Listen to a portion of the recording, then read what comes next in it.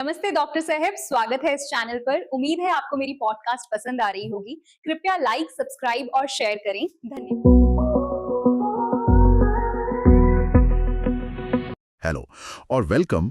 आज हम एक गहरी छानबीन कर रहे हैं फ्लावरिंग प्लांट्स की अनोखी दुनिया में। नमस्कार। हाँ, स्पेसिफिकली उनके स्ट्रक्चर यानी मॉर्फोलॉजी पर। हमारे पास कुछ बायोलॉजी टेक्स्ट मटेरियल है जो इस फैसिनेटिंग टॉपिक पर रोशनी डालता है। जी। मिशन है प्लांट्स के अलग अलग हिस्सों को समझना, जैसे roots, stems, leaves, flowers, fruits और सीड्स। वो क्या है, कैसे दिखते हैं, उनका अरेंजमेंट कैसा होता है। बिल्कुल, प्लांट्स में जो इतनी डाइवर्सिटी है वो हमेशा से ही काफी इंट्रीगिंग रही है। एग्जैक्टली। और ये समझना भी आई थिंक जरूरी है कि बायोलॉजी सिर्फ चीजों को देखने यानी ऑब्जर्वेशन से आगे बढ़कर उनके स्ट्रक्चर की गहरी स्टडी तक कैसे पहुंची। राइट। ये मॉर्फोलॉजी की जानकारी फिर आगे जाकर प्लांट्स कैसे काम करते हैं, फिजियोलॉजी या वक्त के साथ कैसे बदले हैं, एवोल्यूशनरी बायोलॉजी, इन सबको समझने के लिए एक बेस तैयार करती है। और इस सी में डॉक्टर कैथरीन ईसाव का काम याद करना भी जरूरी है। उनके प्लांट एनाटॉमी पर किए काम ने इस फील्ड को एक नई दिशा दी थी। Oh wow, national medal of science भी मिला था उन्हें, है ना? जी हाँ, बिल्कुल। उनका कंट्रीब्यूशन बहुत सिग्निफिकेंट रहा है। ओके, तो लेट्स अनपैक दिस। एक नॉर्मल फ्लावरिंग प्लांट को देखें तो उसके दो मेन सिस्टम्स होते हैं, राइट? हाँ, दो मेन पार्ट्स। एक तो रूट सिस्टम जो जमीन के नीचे रहता है, अंडरग्राउंड, और दूसरा शूट सिस्टम जो जमीन के ऊपर दिखता है। हाँ, जो हमें दिखता है। इसमें आते हैं स्टेम्स यानी तना, लीव्स यानी पत्तियां, फ्लावर्स यानी फूल और फ्रूट्स यानी फल। Got it. और इन पार्ट्स को ठीक से समझने के लिए कुछ स्टैंडर्ड टेक्निकल टर्म्स और डेफिनेशंस का पता होना जरूरी है। ये लैंग्वेज है बायोलॉजी की। सही है। लेकिन सिर्फ नाम याद करना काफी नहीं है। ये समझना इम्पोर्टेंट है कि प्लांट्स अपने एनवायरनमेंट के हिसाब से कैसे अडेप्ट करते हैं। अडेप्टेशंस जैसे कुछ प्लांट्स अपने रूट्स या स्टेम्स को फूड स्टोर करने के लिए मॉडिफाई कर लेते हैं। आलू एक एग्जाम्पल है स्टेम मॉडिफिकेशन का स्टोरेज के लिए। या फिर सपोर्ट के लिए अलग स्ट्रक्चर बना लेते हैं, जैसे टेंड्रिल्स क्लाइंबिंग के लिए। राइट। एनवायरनमेंट के साथ तालमेल। चलिए शुरू करते हैं जमीन के नीचे से। The root.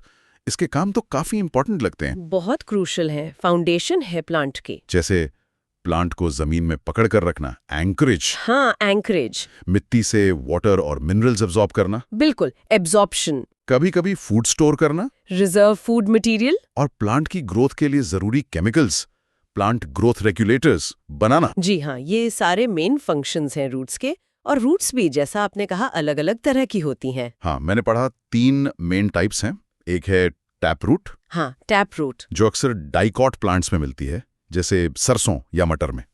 इसमें एक मेन मोटी रूट नीचे जाती है, प्राइमरी रूट, जिससे छोटी साइड रूट्स यानी लैटरल रूट्स निकलती हैं। सही। फिर आती है फाइब्रस रूट। ये मोनोकॉट प्लांट्स में कॉमन है, जैसे गेहूं या घास। हाँ, इसमें वो प्राइमरी रूट शॉर्ट लिव्ड होती है। अच्छा। हाँ, और स्टेम के बेस से ही बहुत सारी पतली रूट्स एक गुच्छे की तरह निकलती हैं, एकदम फाइब्रस मास जैसा। ओके। और तीसरी टाइप एडवेंटिशियस रूट्स। जी। ये वो रूट्स हैं जो रेडिकल एम्ब्रियो का रूट पार्ट से डेवलप होने के बजाय प्लांट के किसी और हिस्से से निकल आती हैं। जैसे एग्जाम्पल, जैसे बरगद के पेड़ की वो लटकती हुई प्रॉप रूट्स, या फिर घास में नोड्स से जो रूट्स निकलती हैं। ये सब एडवेंटिशियस है। वाओ, मतलब डिफरेंट स्ट्रैटेजीज है सोइल को पकड़ने और पानी लेने की। एग्जैक्टली। टैप रूट गहराई तक जा सकती है पानी के लिए, जबकि फाइब्रस रूट्स ऊपर की सॉइल को अच्छे से बांध के रखती हैं, सॉइल इरोजन रोकने में भी मदद करती हैं। और रूट के बिल्कुल टिप पर, मतलब उसके एंड पर, वहां भी अलग अलग रीजन्स होते हैं। हाँ, रूट टिप का स्ट्रक्चर भी इम्पोर्टेंट है। सबसे आगे एक थिम्बल जैसी कैप होती है, रूट कैप। कैप प्रोटेक्ट करने के लिए। हाँ, बिल्कुल। वो नाजुक ग्रोइंग टिप को प्रोटेक्ट करती है जब वो मिट्टी में अपना रास्ता बनाती है। Make sense. उसके पीछे? उसके ठीक पीछे होता है रीजन ऑफ मेरिस्टेमेटिक एक्टिविटी।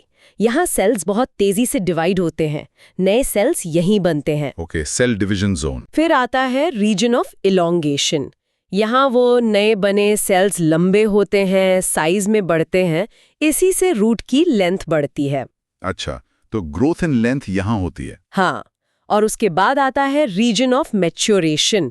यहाँ सेल्स डिफरेंशिएट होते हैं, मतलब अपने फाइनल फंक्शन के लिए स्पेशलाइज्ड होते हैं और इसी रीजन में निकलते हैं वो बहुत important structures, root hairs. Root hairs, हाँ ये तो सुना है, बहुत पतले धागे जैसे होते हैं। जी हाँ, और ये क्रूशियल है एब्जॉर्प्शन के लिए। ये रूट का सरफेस एरिया इतना ज्यादा बढ़ा देते हैं कि वाटर और मिनरल एब्जॉर्प्शन बहुत बहुत एफिशिएंट हो जाता है। कमाल है, एक छोटी सी रूट टिप में इतना कुछ चल रहा होता है। बिल्कुल, माइक्रोस्कोपिक लेवल पर बहुत कॉम्प्लेक्स प्रोसेसेस है। अब आते हैं जमीन के ऊपर, शूट सिस्टम के मेन सपोर्ट पर, द स्टेम, तना। हाँ, स्टेम, प्लांट का वो हिस्सा जो ऊपर की तरफ, लाइट की तरफ ग्रो करता है, ascending part of the axis. इस पर नोड्स होते हैं, वो पॉइंट्स जहां से पत्तियां यानी लीव्स निकलती हैं। करेक्ट, और दो नोड्स के बीच के हिस्से को इंटरनोड कहते हैं। नोड्स और इंटरनोड्स, स्टेम पर बड्स या कलियां भी होती हैं, टिप पर टर्मिनल बड। हाँ, जो मेन ग्रोथ के लिए रिस्पॉन्सिबल है, लेंथ में। और लीफ के बेस और स्टेम के बीच के एंगल में एक्सिलरी बड, जिससे आगे जाकर ब्रांच बन सकती है। बिल्कुल, एक्सिलरी बड से ब्रांचेस या कभी-कभी फ्लावर्स भी डेवलप होते हैं। स्टेम यंग हो तो जनरली ग्रीन होता है, बाद में वुडी और डार्क ब्राउन हो सकता है। इसका मेन काम क्या है फिर? सिर्फ पत्तियों को उठाना? वो तो है ही, ब्रांचेस फैलाना जिन पर लीव्स, फ्लावर्स और फ्रूट्स लगते हैं। लेकिन ये प्लांट का मेन ट्रांसपोर्ट हाईवे भी है। हाईवे मतलब ये रूट्स से एब्जॉर्ब किया हुआ वाटर और मिनरल्स ऊपर लीव्स तक पहुंचाता है जाइलम के थ्रू। अच्छा, ट्रांसपोर्ट। और लीव्स में जो फूड बनता है फोटोसिंथेसिस से, उसको प्लांट के बाकी हिस्सों तक, नीचे रूट्स तक भी डिस्ट्रीब्यूट करता है फ्लोएम के थ्रू। कंडक्शन इसका एक मेजर फंक्शन है। राइट? सपोर्ट और ट्रांसपोर्ट।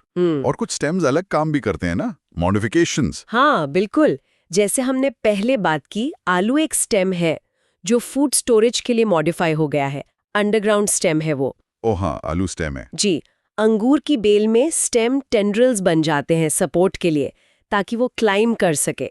टेंड्रिल्स, वो स्प्रिंग जैसे स्ट्रक्चर्स। हाँ, और कुछ प्लांट्स में जैसे सिट्रस या बुगनविलिया में एक्सिलरी बड्स कांटे बन जाते हैं प्रोटेक्शन के लिए, एनिमल्स से बचने के लिए। इंटरेस्टिंग।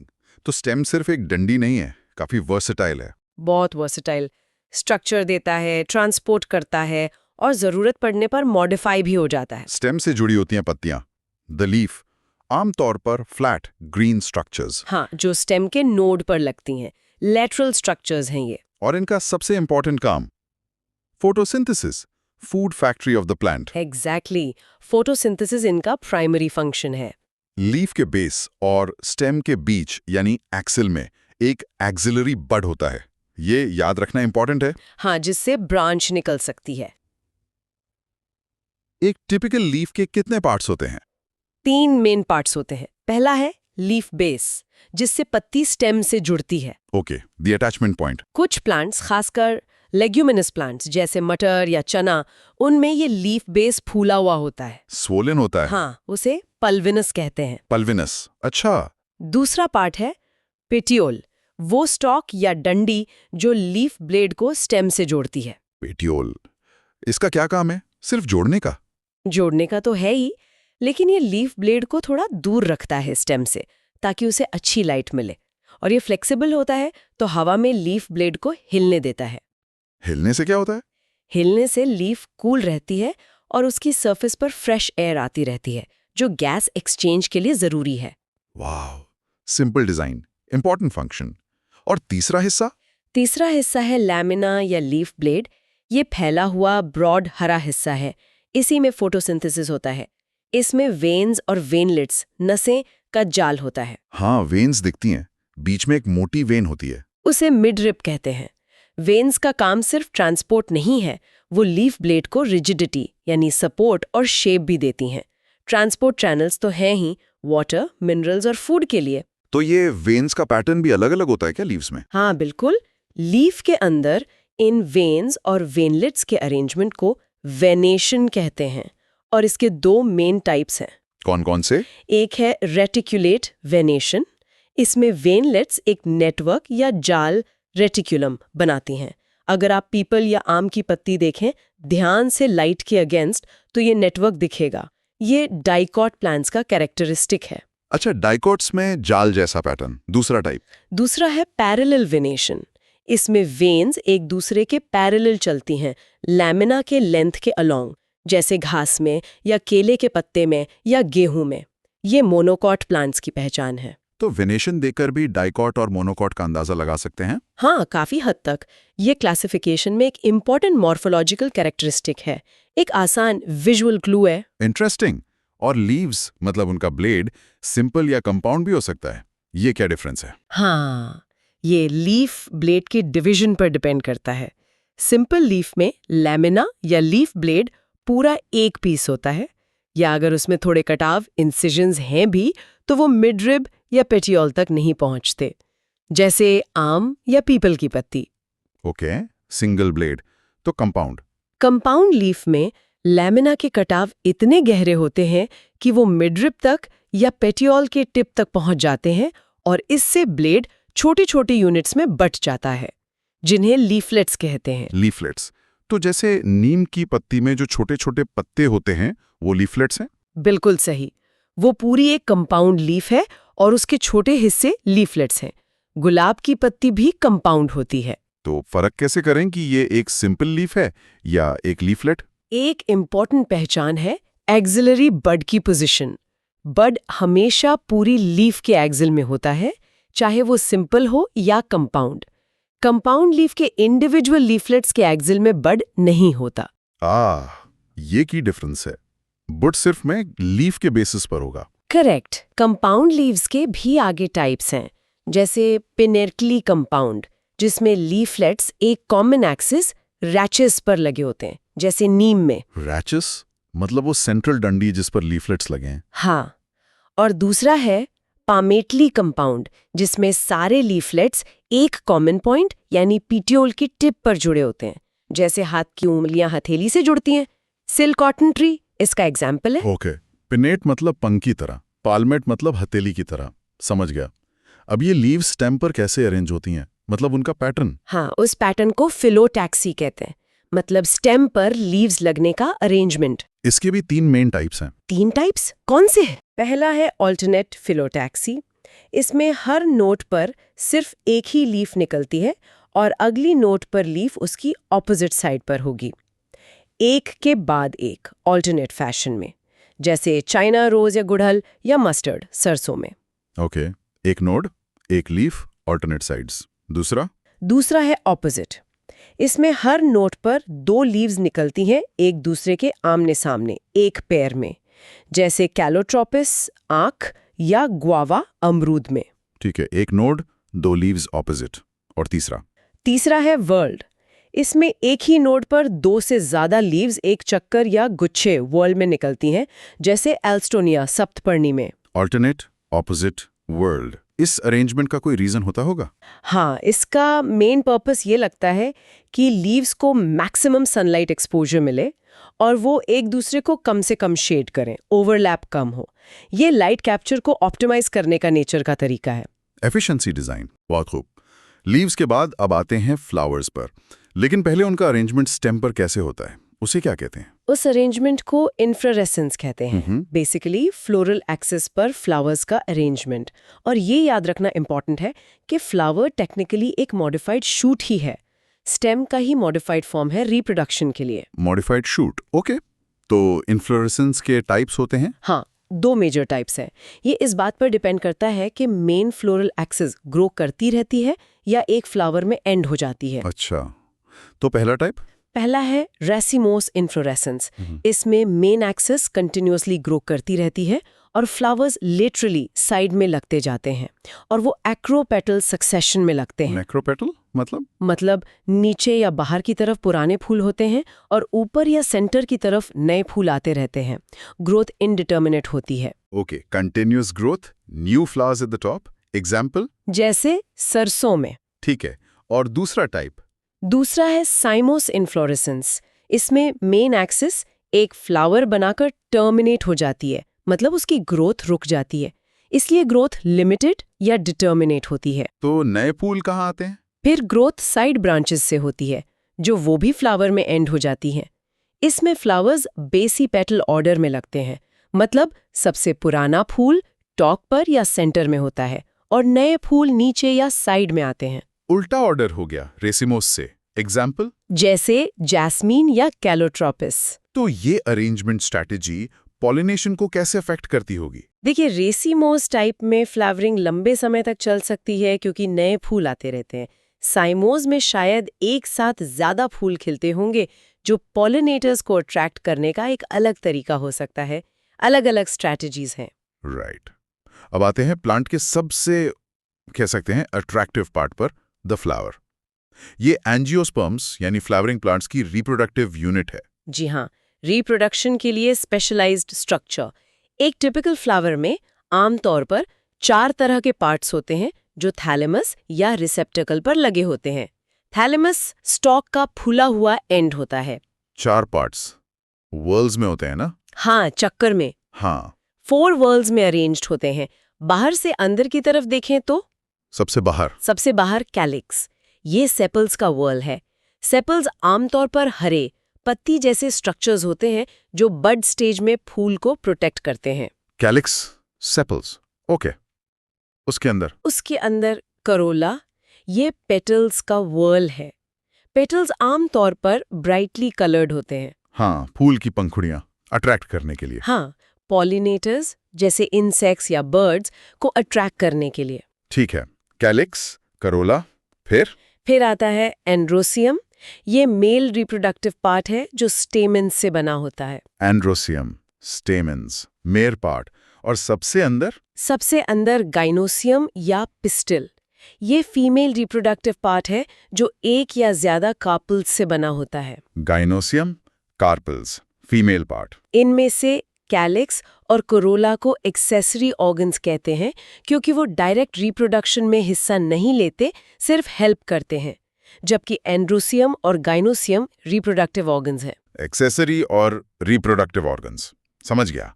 और कभी-कभी कैलिक्स और करोला एक जैसे दिखते हैं। हाँ, कुछ फ्लावर्स में जैसे लिली या ट्यूलिप में सेपल्स और पेटल्स में ज्यादा फर्क नहीं होता, वो एक जैसे दिखते हैं। तब उन्हें कलेक्टिवली पेरियंथ कहते हैं और इसके इंडिविजुअल यूनिट्स को टेपल्स कहते हैं। Perianth, tepals, okay. Flower bisexual या यूनिसेक्सुअल भी हो सकता है? जी, बाइसेक्सुअल फ्लावर में दोनों एंड्रोशियम और गाइनेशियम होते हैं। यूनिसेक्सुअल फ्लावर में या तो सिर्फ स्टेमेंस होंगे, स्टैमिनेट या मेल फ्लावर, या सिर्फ कार्पल्स, पिस्टिलेट या फीमेल फ्लावर। ठीक है। फ्लावर्स में सिमेट्री का भी कॉन्सेप्ट है, जैसे एनिमल्स में होता है। हाँ, बिल्कुल। सिमेट्री के बेसिस पर फ्लावर्स को क्लासिफाई करते हैं। अगर फ्लावर को किसी भी वर्टिकल प्लेन से सेंटर से काटो तो 2 आइडेंटिकल मिरर इमेज हाफ्स मिलेंगे, तो उसे एक्टिनोमॉर्फिक या रेडियल सिमेट्री वाला फ्लावर कहते हैं, जैसे सरसों या चिली, स्टार शेप्ड। किसी भी प्लेन से, ओके, रेडियल। और अगर सिर्फ एक प्लेन से? कहते हैं, जैसे मटर या गुलमोहर। ओके, सिर्फ एक प्लेन से सिमेट्री। और अगर कोई सिमेट्री ना हो तो उसे एसिमेट्रिक या इर्रेगुलर कहते हैं। ऐसे फ्लावर्स को किसी भी वर्टिकल प्लेन से काटने पर 2 सिमिलर हाफ्स नहीं मिलते, जैसे कहना एक्टिनोमॉर्फिक, ज़ाइगोमॉर्फिक, एसिमेट्रिक। Got it.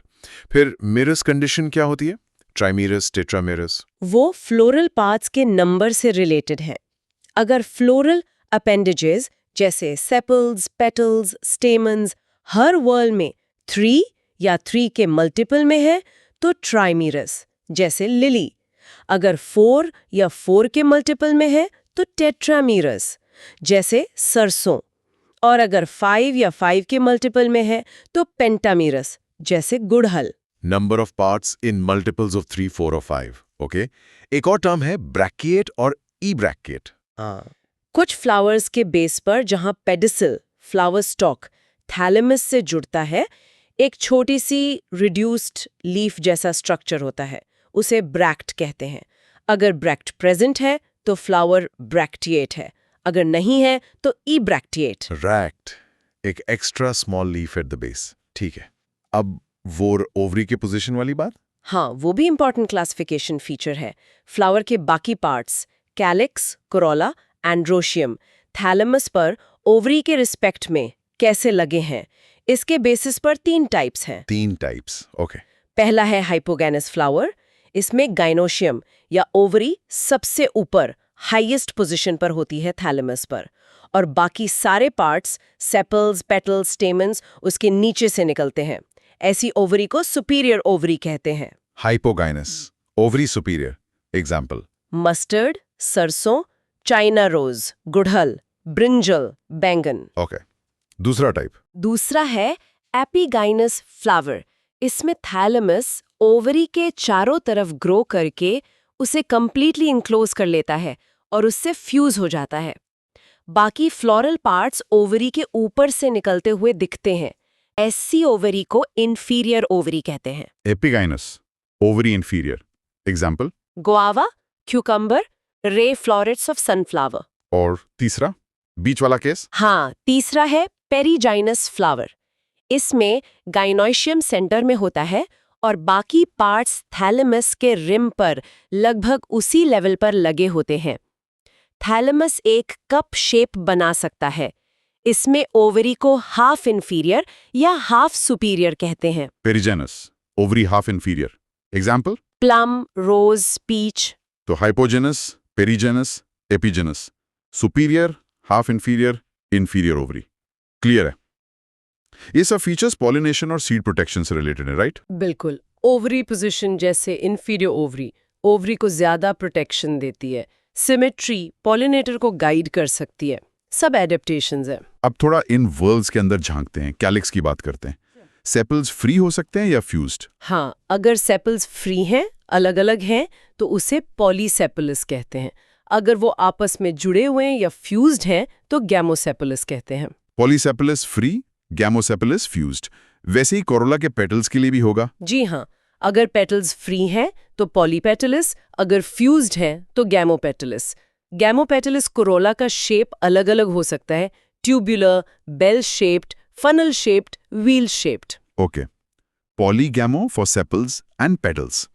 अब ये एस्टिवेशन क्या चीज है? बड में अरेंजमेंट। हाँ, एस्टिवेशन का मतलब है कि एक ही वर्ल के मेंबर्स, सेपल्स या पेटल्स, बड कंडीशन में एक दूसरे के रिस्पेक्ट में कैसे अरेंज्ड हैं, उनके मार्जिन्स कैसे ओवरलैप करते हैं या टच करते हैं। अच्छा, बड की पैकिंग स्टाइल, इसके टाइप्स? हाँ, इसके कुछ मेन टाइप्स हैं।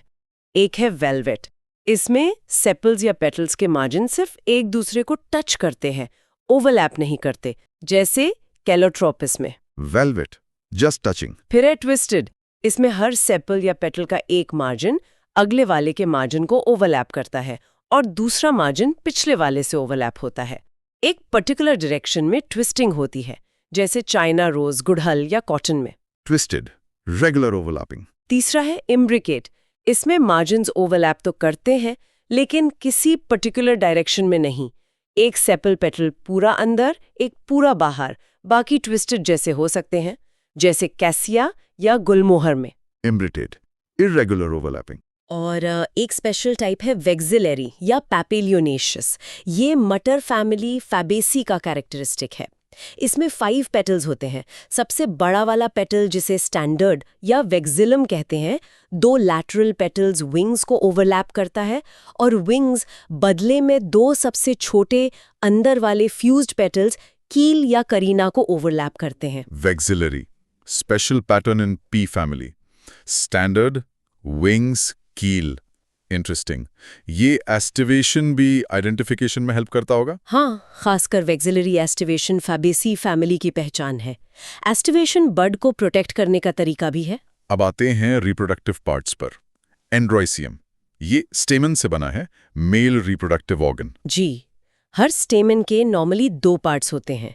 एक लंबा पतला स्टॉक जिसे फिलामेंट कहते हैं और उसके टिप पर एक स्ट्रक्चर जिसे एंथर कहते हैं। एंथर, इसी में पोलन बनता है। हाँ, एंथर यूजुअली बायलोब्ड होता है और हर लोब में 2 पोलन सैक्स या माइक्रोस्पोरेंजिया होते हैं। इन पोलन सैक्स के अंदर पोलन ग्रेन्स डेवलप होते हैं। अगर कोई स्टेमन स्टेराइल है, मतलब पोलन नहीं बना सकता, तो उसे स्टेमिनोड कहते हैं। Staminode, sterile स्टेमन। Okay, stamens free हो सकते हैं या जुड़े हुए? दोनों तरह के हो सकते हैं। अगर स्टेमन्स फ्री हैं तो कंडीशन को पॉलीएंड्रस कहते हैं। Polyandrous, free. और अगर जुड़े हैं? अगर स्टेमन्स आपस में जुड़े हैं तो उसे कोहीजन कहते हैं। ये बंडल्स में हो सकते हैं। अगर सारे स्टेमन्स जुड़कर एक ही बंडल बनाते हैं, सिर्फ फिलामेंट्स जुड़ते हैं, एंथर्स फ्री रहते हैं, तो उसे मोनोएडेल्फस कहते हैं। जैसे चाइना रोज में स्टेमिनल ट्यूब बनती है। मोनोएडेल्फिस, वन बंडल। अगर स्टेमन्स 2 बंडल्स में यूनाइटेड हैं तो डायडेल्फस। जैसे मटर पी में 9 स्टेमन्स एक बंडल में, एक फ्री। अगर 2 से ज्यादा बंडल्स हैं तो पॉलीएडेल्फस, जैसे सिट्रस में हैं। अगर स्टेमन्स पेटल से जुड़े हैं तो उसे एपीपेटलस कंडीशन कहते हैं, जैसे ब्रिंजॉल में। अगर वो पेरियंथ टेपल्स से जुड़े हैं, जैसे लिली में, तो उसे एपीफिलिस कहते हैं। Epipetalous with petals, Epiphyllus with perianth tepals. Got it. Filaments की लेंथ भी अलग-अलग हो सकती है एक ही फूल में? हाँ, कुछ फ्लावर्स में फिलामेंट्स की लेंथ में वेरिएशन हो सकता है, जैसे सैल्विया और मस्टर्ड में। बहुत वेरिएशंस है स्टेमन में भी। अब फीमेल पार्ट, गाइनोशियम? हाँ, गाइनोशियम फ्लावर का फीमेल रिप्रोडक्टिव पार्ट है। ये एक या एक से ज्यादा कार्पेल से बना होता है। कार्पेल बेसिक यूनिट है गाइनोशियम की। कार्पेल। इसकी कितने पार्ट्स होते हैं? एक टिपिकल कार्पेल के 3 पार्ट्स होते हैं। सबसे ऊपर स्टिग्मा, ये टिप पर होता है और पॉलन ग्रेन्स को रिसीव करने के लिए रिसेप्टिव सरफेस का काम करता है। स्टिकी हो सकता है। Stigma for pollen reception. Stigma के नीचे एक लंबी पतली ट्यूब जैसी स्ट्रक्चर होती है, स्टाइल। ये स्टिग्मा को ओवरी से जोड़ती है। Style connects stigma to ovary. और सबसे नीचे का फूला हुआ बेसल पार्ट होता है ओवरी। ओवरी के अंदर एक या ज्यादा चेम्बर्स, लॉक्यूल्स हो सकते हैं और इन्हीं में ओव्यूल्स डेवलप होते हैं। ओव्यूल्स एक कुशन जैसे टिश्यू पर लगे होते हैं, जिसे प्लेसेंटा कहते हैं। Ovary contains ovules attached to placenta. Okay. अगर फ्लावर में एक से ज्यादा कार्पल्स हैं तो 2 पॉसिबिलिटीज हैं। अगर कार्पल्स फ्री हैं, एक दूसरे से जुड़े नहीं हैं, तो उसे एपोकार्पस कंडीशन कहते हैं, जैसे लोटस या रोज में। Apocarpous, free carpels. और अगर कार्पल्स आपस में फ्यूज्ड हैं, जुड़े हुए हैं, तो उसे सिनकार्पस कंडीशन कहते हैं, जैसे मस्टर्ड या टमाटो में। सिनकार्पस कंडीशन इवोल्यूशनरी ज्यादा एडवांस्ड मानी जाती है। Syncarpous, fused carpels, advanced. ठीक है। फर्टिलाइजेशन के बाद क्या होता है इन पार्ट्स का? फर्टिलाइजेशन के बाद ओव्यूल्स डेवलप होकर सीड्स बन जाते हैं और पूरी ओवरी मैच्योर होकर फ्रूट बन जाती है। Ovules, seeds, ovary, fruit. Simple. अब ये प्लेसेंटेशन क्या है? ओवरी के अंदर ओव्यूल्स का अरेंजमेंट। एग्जैक्टली। ओवरी के अंदर ओव्यूल्स प्लेसेंटा पर कैसे अरेंज्ड हैं, उस अरेंजमेंट को प्लेसेंटेशन कहते हैं। इसके भी अलग-अलग टाइप्स हैं। टाइप्स जैसे? एक है मार्जिनल प्लेसेंटेशन। इसमें प्लेसेंटा ओवरी की वेंट्रल स्यूचर, जहां कार्पेल के मार्जिन्स जुड़ते हैं, पर एक रिज की तरह बनता है और ओव्यूल्स उस रिज पर 2 रोज में लगे होते हैं, जैसे मटर में। फल्ली खोलकर देखें तो दिखता है। Marginal, like in a pea pod. Okay. फिर है एक्साइल प्लेसेंटेशन। इसमें प्लेसेंटा एक्सियल होता है सेंटर में और ओव्यूल्स उससे जुड़े होते हैं। ओवरी मल्टीलॉक्यूलर होती है, मतलब उसमें सेप्टा पार्टीशंस होते हैं जो उसे चैम्बर्स में डिवाइड करते हैं, जैसे चाइना रोज, टोमेटो, लेमन में। Axile, central axis, multiple chambers. एक है पैराइटल प्लेसेंटेशन। इसमें ओव्यूल्स ओवरी की इनर वॉल पे या पेरिफेरल पार्ट पे डेवलप होते हैं।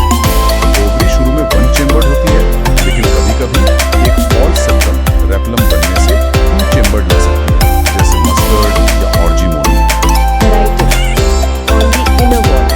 फिर है फ्री सेंट्रल प्लेसेंटेशन। इसमें ओव्यूल्स सेंट्रल एक्सिस पर लगे होते हैं, लेकिन ओवरी में सेप्टा एब्सेंट होते हैं। ओवरी 1 चेम्बर्ड होती है, जैसे डायंथस या primrose. Free central axis, no septa. और एक है बेसल प्लेसेंटेशन। इसमें प्लेसेंटा ओवरी के बेस पर डेवलप होता है और उससे आमतौर पर एक सिंगल ओव्यूल जुड़ा होता है, जैसे सनफ्लावर या मैरीगोल्ड में। Basic single ovule at the base. तो ये प्लेसेंटेशन टाइप सीड अरेंजमेंट से रिलेटेड है फूड के अंदर। हाँ, और सीड प्रोटेक्शन और डिस्पर्सल के लिए इसकी अपनी एवोल्यूशनरी सिग्निफिकेंस होगी। डिफरेंट टाइप्स डिफरेंट एडवांटेजेस देते होंगे। फ्लावर स्ट्रक्चर कितना डिटेल्ड है। फर्टिलाइजेशन के बाद ओवरी बनती है द फ्रूट। हाँ, फ्रूट टेक्निकली एक मैच्योर या राइपेंड ओवरी है जो फर्टिलाइजेशन के बाद डेवलप होती है। और अगर फ्रूट बिना फर्टिलाइजेशन के बने तो उसे पार्थिनोकार्पेट फ्रूट कहते हैं, राइट? बिल्कुल, जैसे कुछ वैरायटीज ऑफ बनाना या ग्रेप्स में होता है। ऐसे फ्रूट्स यूजुअली सीडलेस होते हैं। फ्रूट के पार्ट्स एक तो अंदर सीड्स होते हैं। हाँ, अंदर सीड्स होते हैं अगर पार्थिनोकार्पेट नहीं है तो। और जो फ्रूट की बॉल होती है उसे पेरिकार्प। ये ड्राई होती है या फ्लैश? दोनों तरह की हो सकती है। जब पेरिकार्प ड्राई होता है तो वो थिन या थिक हो सकता है, जैसे नट्स में। जब पेरिकार्प फ्लैशी होता है तो वो आमतौर पर 3 लेयर्स में डिफरेंशिएटेड होता है। 3 लेयर्स, फ्लैशी पेरिकार्प। सबसे बाहर वाली लेयर को एपिकार्प कहते हैं, जो फ्रूट की स्किन बनाती है।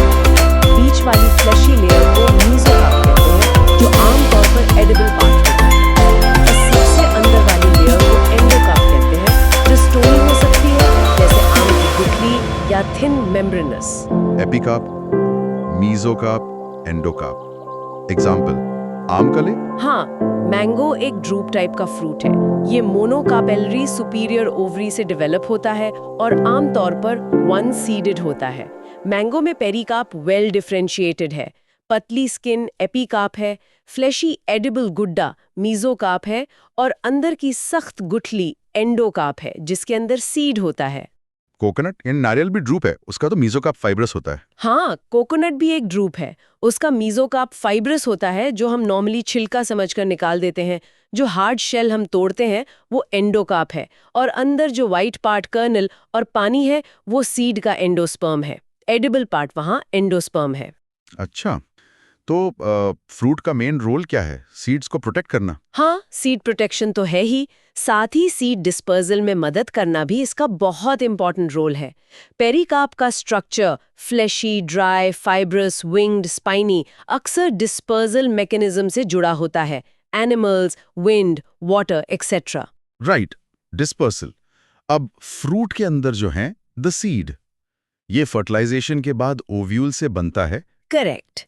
सीड में बेसिकली 2 मेन पार्ट्स होते हैं, एक protective outer covering seed coat और उसके अंदर एम्ब्रियो। एम्ब्रियो जो नया प्लांट बनाएगा। हाँ, एम्ब्रियो में होते हैं एक एम्ब्रियोनल एक्सिस, जिसके एक एंड पर रेडिकल जो फ्यूचर रूट बनेगा और दूसरे एंड पर प्लूम्यूल जो फ्यूचर शूट बनेगा। और इस एक्सिस से अटैच्ड होते हैं cotyledons. Cotyledons, seed leaves. Dicot plants के सीड में 2 कॉटिलेडन्स होते हैं और मोनोकॉट में 1। बिल्कुल सही। कॉटिलेडन्स आमतौर पर फ्लैशी होते हैं और फूड रिजर्व स्टोर करते हैं, या फिर थिन हो सकते हैं। तो डाइकॉट सीड का स्ट्रक्चर थोड़ा डिटेल में देखें, जैसे चना, ग्राम या मटर, पी। हाँ, डाइकॉट सीड में सीड कोट की 2 लेयर्स होती हैं, बाहर वाली मोटी टेस्टा और अंदर वाली पतली टेगमेन। सीड कोट पर एक निशान या स्कार दिखता है, हिलम, जहां सीड फ्रूट से जुड़ा था। हिलम के पास एक छोटा सा पोर होता है, माइक्रोपाइल। माइक्रोपाइल, इससे पानी अंदर जाता है जर्मिनेशन के टाइम। हाँ, वाटर एब्जॉर्प्शन और गैस एक्सचेंज में हेल्प करता है। सीड कोट के अंदर एम्ब्रियो होता है। एम्ब्रियो में एक एम्ब्रियोनल एक्सिस होती है और उससे 2 बड़े फ्लैशी कॉटिलेडन्स जुड़े होते हैं। चना या मटर में कॉटिलेडन्स फूड स्टोर करते हैं। तो इनमें एंडोस्पर्म नहीं होता? मैच्योर सीड में नहीं होता। एम्ब्रियो डेवलपमेंट के टाइम एंडोस्पर्म कंज्यूम हो जाता है। ऐसे सीड्स को नॉन एंडोस्पर्मिक या एक्स एल्ब्यूमिनस कहते हैं। एम्ब्रियोनल एक्सिस के लोअर एंड पर रेडिकल होता है और अपर एंड पर प्लूम्यूल। लेकिन कुछ डाइकॉट्स में एंडोस्पर्म होता है। हाँ, कुछ डाइकॉट सीड्स एंडोस्पर्मिक या एल्ब्यूमिनस होते हैं।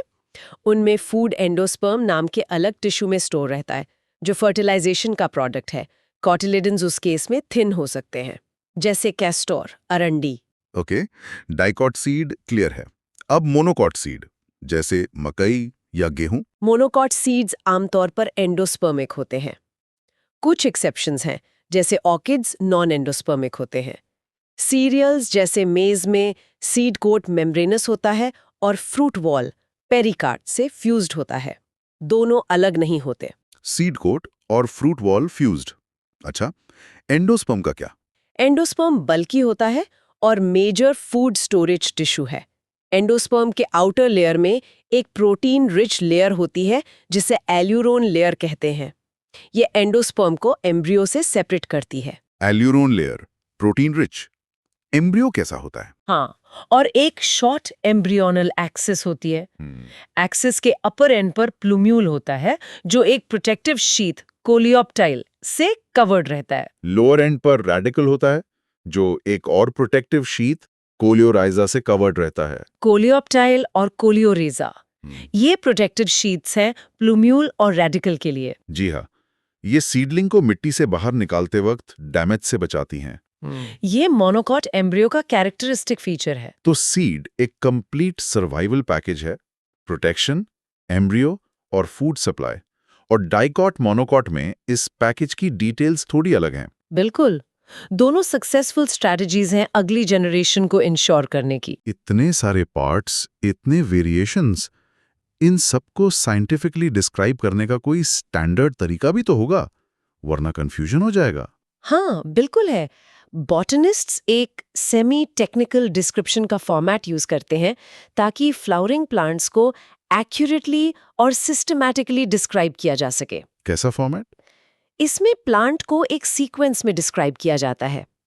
पहले उसकी ओवरऑल हैबिट, वो हर्ब है, श्रब है या ट्री है, फिर उसके वेजिटेटिव कैरेक्टर्स, रूट, स्टेम और लीफ के फीचर्स, और आखिर में फ्लोरल कैरेक्टर्स, इनफ्लोरेसेंस, फ्लावर के parts, calyx, corolla, androecium, gynoecium, fruit, seed.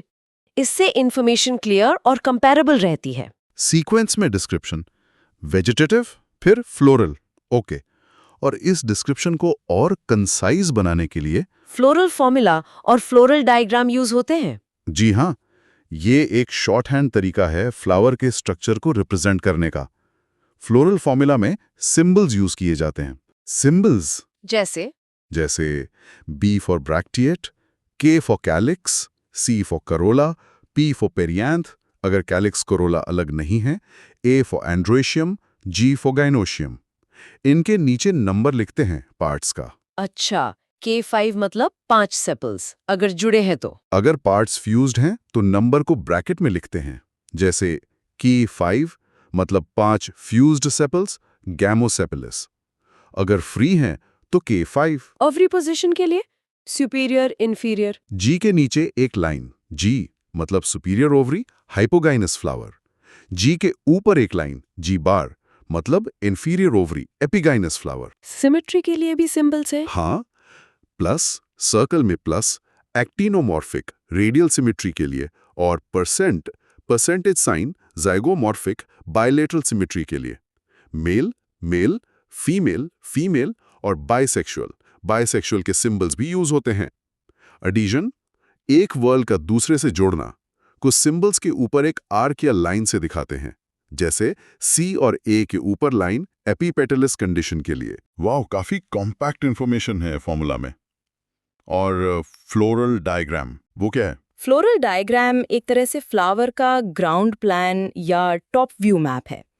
ये विजुअली दिखाता है कि हर वर्ल में कितने पार्ट्स हैं, वो कैसे अरेंज्ड हैं एक दूसरे के रिस्पेक्ट में, और वो आपस में कोहेजन या दूसरे वर्ल्ड से अधीजन जुड़े हैं या नहीं। Visual representation. इसमें मदर एक्सिस भी दिखाते हैं। हाँ, डायग्राम के टॉप पर एक डॉट से मदर एक्सिस की पोजीशन दिखाते हैं, जिस एक्सिस पर फ्लावर लगा है। फिर वर्ल्स बाहर से अंदर की तरफ ड्रॉ किए जाते हैं। सबसे बाहर कैलिक्स, फिर कोरोला, फिर एंड्रोशियम और सेंटर में गाइनोशियम, ओवरी का क्रॉस सेक्शन विद प्लासेंटेशन। तो फॉर्मूला और डायग्राम मिलाकर फ्लावर स्ट्रक्चर की पूरी जानकारी मिल जाती है। हाँ, ये बॉटनिस्ट की स्टैंडर्डाइज्ड लैंग्वेज है। इससे फ्लावर स्ट्रक्चर के बारे में कंसाइज और प्रिसाइज कम्युनिकेशन पॉसिबल होता है, जो आइडेंटिफिकेशन, क्लासिफिकेशन और स्पीसीज के बीच कंपैरिजन के लिए बहुत ज़रूरी है। एक ब्लूप्रिंट का शॉर्ट हैंड कोड समझ लीजिए। चलिए सबको प्रैक्टिस में देखने के लिए एक एग्जाम्पल फैमिली लेते हैं। आपकी टेक्स्ट में सोलानेसी फैमिली दी हुई है, पोटैटो फैमिली। हाँ, सोलानेसी एक बड़ी और इकोनॉमिकली बहुत इंपॉर्टेंट फैमिली है। वर्ल्ड वाइड डिस्ट्रीब्यूटेड है, खासकर ट्रॉपिक्स, सब ट्रॉपिक्स और टेम्परेट जोन्स में। इसमें आते हैं आलू, टमाटर, बैंगन, मिर्च, शिमला मिर्च, इवन तंबाकू। काफी कॉमन प्लांट्स हैं। बिल्कुल। तो इसके टिपिकल फीचर्स क्या है जो हमने अभी डिस्कस किए मॉर्फोलॉजी के टर्म्स में? ओके, देखते हैं। ज्यादातर हर्ब्स या श्रब्स होते हैं, कुछ स्मॉल ट्रीज भी। लीव्स ऑल्टरनेट होती हैं, मोस्टली सिंपल, कभी कभी पिनेटली कॉम्पाउंड। इन्फ्लोरेसेंस अक्सर साइमोस टाइप का होता है। फ्लावर कैसा होता है? फ्लावर आमतौर पर बाइसेक्सुअल और एक्टिनोमॉर्फिक रेडियल सिमेट्री प्लस होता है। कैलिक्स? कैलिक्स में 5 सेपल्स होते हैं जो यूनाइटेड गैमोसेपलस होते हैं, K5, और ये परसिस्टेंट होते हैं, मतलब फ्रूट के साथ लगे रहते हैं, जैसे बैगन या मिर्च में दिखता है। कोरोला? कोरोला में 5 पेटल्स होते हैं, वो भी यूनाइटेड गैमोपेटलस होते हैं, C5। शेप अलग हो सकता है। एंड्रीसियम? एंड्रीसियम में 5 स्टेमन्स होते हैं, A5, और ये पेटल्स से जुड़े होते हैं, यानी एपिपेटलस कंडीशन, C और A के ऊपर आर्क। गाइनोइशियम? गाइनीशियम बाइकार्पेलरी होता है, 2 कार्पेल्स जो फ्यूज्ड होते हैं, सिंकार्पस, G2। ओवरी सुपीरियर होती है, G के नीचे लाइन। ओवरी बायलॉक्यूलर होती है, 2 चेम्बर्स, और प्लेसेंटा पूरा हुआ होता है जिसमें बहुत से ओव्यूल्स लगे होते हैं, एक्साइल प्लासेंटेशन। फ्रूट कैसा होता है? फ्रूट बेरी जैसे टोमेटो, ब्रिंजाल, या कैप्सूल जैसे धतूरा हो सकता है। सीड्स बहुत सारे होते हैं और एंडोस्पर्मस होते हैं। तो देखा आपने कैसे वो सारे terms actinomorphic, gamosepalous, gamopetalous, epipetalous, superior ovary, syncarpous, axile placentation इस फैमिली के डिस्क्रिप्शन में फिट हो गए। फ्लोरल फॉर्मूला क्या बनेगा इसका? Let's see. Actinomorphic plus bisexual, द्विलिंगी, male plus female, calyx K5, corolla C5, androecium A5, gynoecium G2 superior, और C और A जुड़े हुए हैं। परफेक्ट। प्लस, द्विलिंगी, K5, C5, A5, GY with an arc over C and A। ये standard description इस family को पहचानने में मदद करता है। So what does this all mean? ये सारी बातें, root, stem, leaf, flower, fruit, seed, इतने सारे टर्म्स, इसका क्या सिग्निफिकेंस है? देखिए, हमने देखा कि फ्लावरिंग प्लांट्स में कितनी ज़्यादा डाइवर्सिटी है, कितनी वैरायटी है शेप्स और साइजेस में। लेकिन उनके जो बेसिक पार्ट्स हैं, root, stem, leaf, flower, fruit, seed, उनका फंडामेंटल स्ट्रक्चर एक पैटर्न फॉलो करता है। हाँ, एक बेसिक प्लान है। और इस बेसिक प्लान में जो मॉडिफिकेशंस होते हैं, जो वेरिएशंस हम देखते हैं, वो उन प्लांट्स के एडेप्टेशंस हैं।